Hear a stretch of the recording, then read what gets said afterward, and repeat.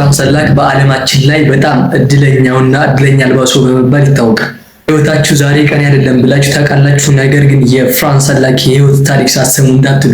ምክንያቱም ይህ ሰው ሞት 7 ጊዜ ደጁ ድረስ በማንኳኳት እሱ ግን አለባክቶን በማለት በስተመጨረሻም የሎተሪ ሚሊዮነር የሆነው የክሩሻ የሙዚቃ መምህር ነበር። የፍራን አደጋዎች የሚጀምሩት እንግዲህ ከዚህ ነው። ፍራን ከሳራዬቮ ወደ ዱብሮቭኒክ በቀዝቃዛና በበረዶ በተሸፈነ መንገድ በባቡር እየተጓዘ ነበር። የተጓዘበትም ዓላማው ቤተሰቦቹን ለመጠየቅና ተዝናንቶ ለመመለስ ነበር። ባቡሩ በበረዶ በተሸፈነ ገደላማ መንገድ ሲጓዝ ድንገት ከሐዲድ ወጣና ወደ ቀዘቀዘው ወንዝ ውስጥ ተከሰከሰ። 17 ሰዎች ወዲያውኑ ህይወታቸው አለፈ። ፍራን ግን እጁ ተሰብሮና ከባድ ቅዝቃዜ ስሜት ተሰምቶት ከቅዝቃዜ ወንዝ በዋና በመውጣት ህይወቱን ማትረፍ ችሏል።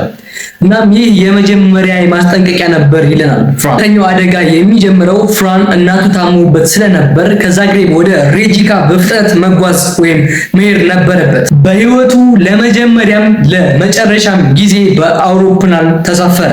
አውሮፕላኑ መድረሻው አካባቢ ሲደርስ በቴክኒክ ችግር ምክንያት የኋላው በር በድንገት ተከፈተ። ፍራን ከ19 ሰዎች ጋር አብሮ ከአየር ላይ ወደ መሬት ተወረወረ። ፍራን ከአየር ላይ የተወረወረ መጥቶ ያረፈው ለስላሳ የድርቆሽ ክምር ላይ ነበር።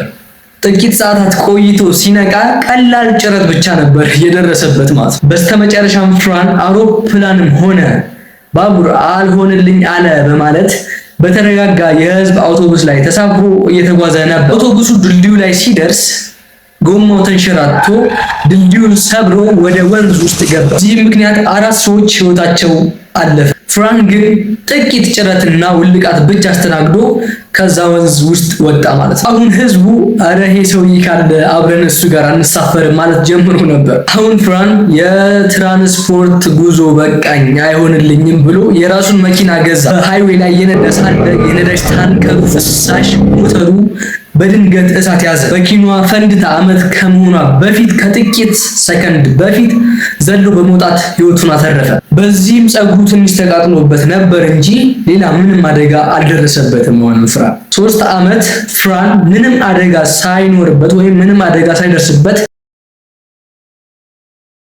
ሌላ አዲስ መኪና የነዳ ሳለ የነዳጅ ፓምፑ ችግር ፈጥሮ እሳት በካርቡሬተሩ በኩል ወደ ውስጥ ገባ። የጭንቅላቱ ጸጉር ሙሉ በሙሉ ተቀጠለ። ነገር ግን ፍራን አሁንም ምንም ሳይሆን በህይወት ተረፈ።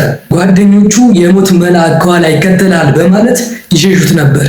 ባለፉት 22 ዓመታት በሰላም መኖር ችሏል፣ ወይም ምንም አይነት አደጋ ሳያጋጥመው መኖር ችሏል። ነገር ግን በ1995 ዛግሬብ ውስጥ በእግሩ መንገድ ሲሻገር አንድ የከተማ አውቶቡስ መጥቶ ገጨው ማለት ነው። አሁንም ቀላል ጭረት ብቻ ሆኖለት እንጂ ብዙም አልተጎዳም ነበር።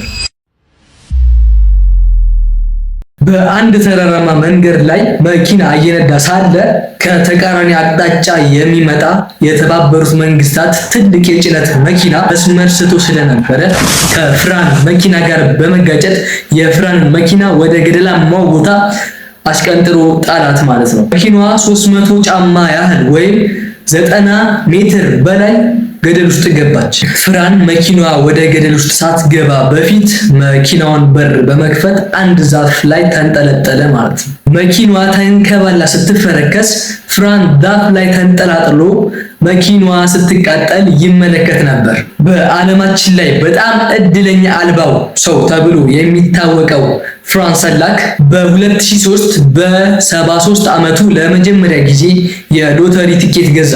800,000 ዩሮ በወቅቱ $1 ሚሊዮን ገደማ የሚሆን ብር አሸነፈ። በዚህም በዓለማችን ላይ ያሉ ጋዜጠኞችና ሚዲያዎች ይህንን ሰውዬ በዓለማችን ላይ በጣም እድለኛውና እድለኛ አልባው ሰው በመባል ዘግቦታል ማለት ነው። በዚህም ታዋቂነቱ በ2005 ዓመተ ምህረት ታዋቂው የቺፕስ ኩባንያ ዶሪተስ በታላቁ የሱፐር ቦል ማስታወቂያ እንዲሰራ ውድ ገንዘብ አቀረበለት። ነገር ግን ፍራን ጥያቄውን ውድቅ አደረገ። ምክንያቱም እኔ ከአውስትራሊያ ድረስ ሂጄ ማስታወቂያ ለመስራት አውሮፕላን አልሳፈርም አለ። ከዚህ በፊት ከአውሮፕላን ወድቄ እንደተረፍኩ አትርሱ በማለት በፈገግታ ነበር የመለሰላቸው። ፍራን ትንሽ በሎተሪ ብር ከተዝናና በኋላ ያንን የሎተሪ ብር ሙሉ ለሙሉ ለቤተሰቦቹ፣ ለጓደኞቹና ለተለያዩ ለተቸገሩ ሰዎች በመስጠት በ87 ዓመቱ ከዚህ ዓለም በሞት ተለየ። ቪዲዮ ከተመቻችሁ ላይክ እና ሰብስክራይብ በማድረግ ቤተሰብ ይሁኑ።